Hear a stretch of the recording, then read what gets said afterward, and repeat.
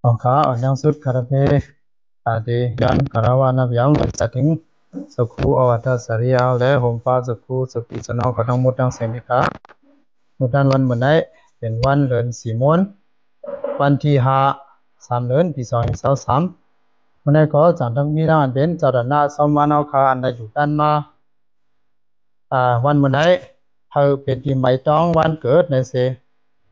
ในหลวยจ้องสวยเอาครบ58 ปีเต็มและ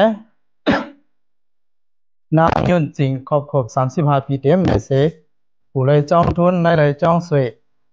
ใจจริงผู้นางยาหลงลูกยิ่งนางหอมนวลลูกชายใจจอมเล็กใจสังม้วนนางยุ่นจริงลูกชายใจเสียงจืนลูกยิงนางพวยพวยใจผู้อ่องนางหน่อเสียงฟ้าลอยสั่งจ่อออกลอยนู่ลูกใจกองเลี้ยงใจจ่อเลี้ยงลูกยิงนางเลี้ยงหอมนางมวนจริงโครงกันผัดผลดินลอยผาคำเวงหรือตั้งยันโครงกันดูตันมาที่เขาหรือเช่นนั้นก็จะระนาวเขาเลยดูตันมาอันเป็นพักออฟฟีและจ่ออันเป็นพักแห่งพักซุงอันเอาขาลูกเห็นสังฆาใต้เมืองสิโหที่ในซุงนั้นเลยอันนั้นก็จะกล่าวเขาดูตันมาที่ขาหรือเช่นนั้นก็จะระนาวเขาอันเป็นHappy Birthday Cake อันเป็นข้อมูลวันเกิดในเส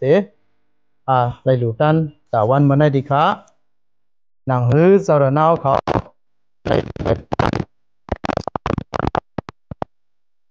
มากุตารามาเวนโคลัมโบมันอยู่ที่มันก็มันกลางยันยอกามีตัวเจอสื่อสารอายุยาวยืน